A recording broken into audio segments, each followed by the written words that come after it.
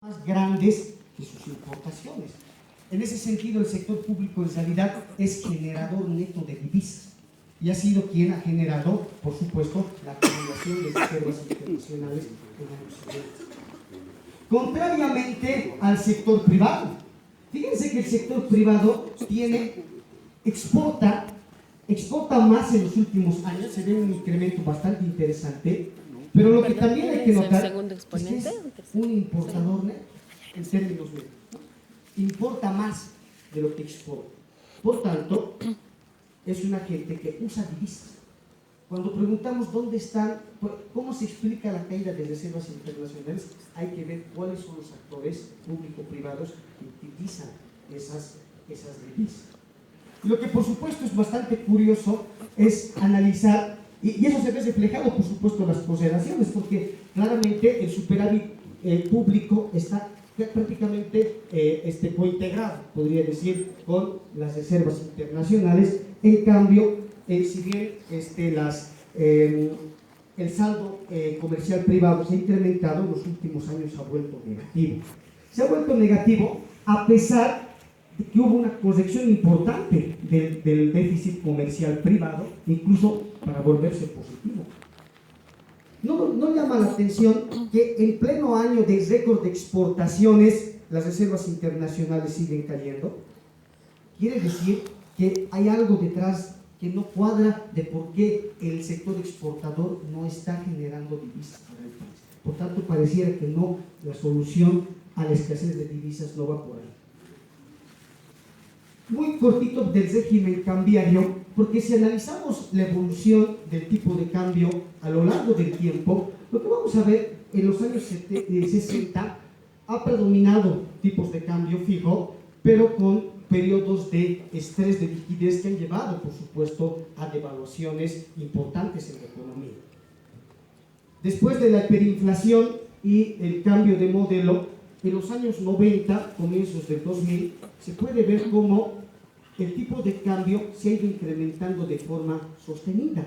Es decir, no es que el tipo de cambio ha fluctuado, nunca ha fluctuado. El tipo de cambio se ha incrementado, lo que quiere decir que ha ido perdiendo valor en el tiempo. Si uno considera y parte del año 86 al año 2006, 2008, lo que vamos a ver es que la pérdida de valor de la moneda es cerca del 700%. Por supuesto, después entra este periodo de estabilización que va a durar cerca de una década, como ustedes conocen, y ya en los últimos meses lo que hemos visto es que se está produciendo nuevamente un cambio en el tipo de cambio, porque ya esa línea amarilla representa el tipo de cambio paralelo, pero en el mercado formal. Es el tipo de cambio del sistema financiero que ya está por encima del tipo de cambio oficial. Entonces, a ver, la conclusión de esta lámina lo que nos muestra es que estos 10 años de estabilidad cambiaria, por supuesto, han estado sostenidos en la capacidad que ha tenido el sector público de acumular esas divisas y que, por supuesto, han sido la fuente de financiamiento de nuestros déficits comerciales en años anteriores, déficits comerciales del sector privado, vale la pena decir. Y consecuentemente el sector privado no necesariamente es la garantía de estabilidad cambiaria como digamos, se tiende a pensar. Pero más allá de esta discusión si es público, privado, mercado o Estado, hay una discusión mucho más importante que tenemos que entender.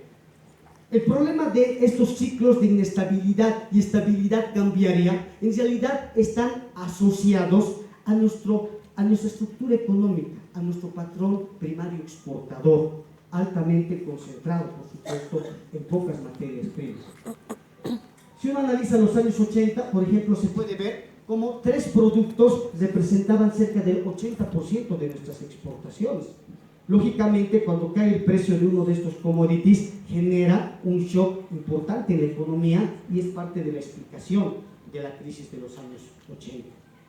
Pero si uno observa en el tiempo, esto se ha ido reduciendo, ¿no?, hasta cerca del año 93, y a partir del 93-94, es decir, ¿no? En el periodo de las segundas reformas de segunda generación, se ha ido incrementando nuevamente la concentración de exportación de materias primas, esta vez liderado por la soya y sus derivados.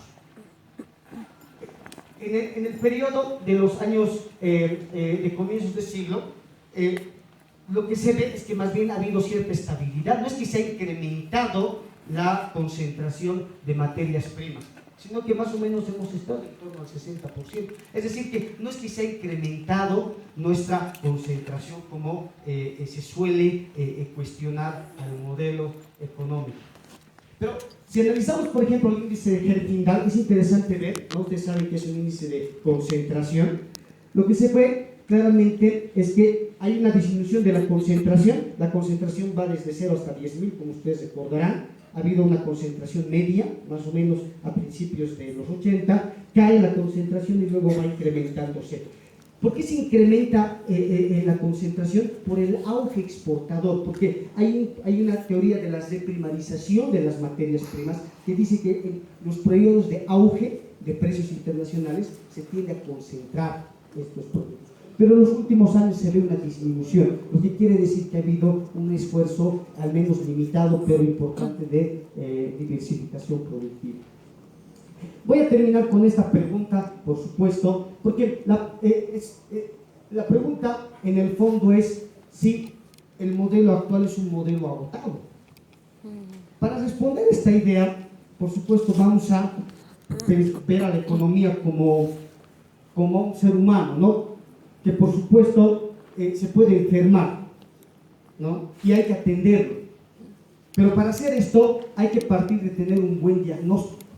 Entonces, es importante no confundir lo que es los síntomas de la enfermedad y el origen de la enfermedad, que es el virus. Como ustedes se acordarán, un síntoma puede ser digamos, la fiebre, los temblores, los vómitos. Ese es un síntoma, ¿no es verdad? La enfermedad como tal es el mal funcionamiento del organismo, pero que está asociado a un determinado factor. Entonces, asociando esta idea, lo que hay que entender es que el déficit fiscal no es el problema en sí mismo como se tiende a pensar. En realidad, el déficit fiscal es una consecuencia de un problema mucho mayor, que es el que tenemos que entender. El déficit fiscal está siendo afectado, por un lado, por esta lógica productiva que tiene una alta concentración de materias primas y que por supuesto hace que los ingresos fiscales sean altamente vulnerables al ciclo de commodities. Y eso por supuesto está respaldado o está en realidad afectado por la mentalidad extractivista que tienen los agentes. Entonces, como conclusión, por un lado, indicar que no estamos en crisis. Estamos camino a una crisis, eso depende de cómo se está entendiendo los síntomas y la enfermedad, ¿no? Porque si aquí nos equivocamos entre los síntomas y la enfermedad, el remedio puede ser más costoso que la propia enfermedad. Y finalmente indicar, ¿no?, de que la economía, por supuesto, no está agotada, el modelo económico no está agotado, porque en realidad lo que el modelo está haciendo es tratar de romper ese patrón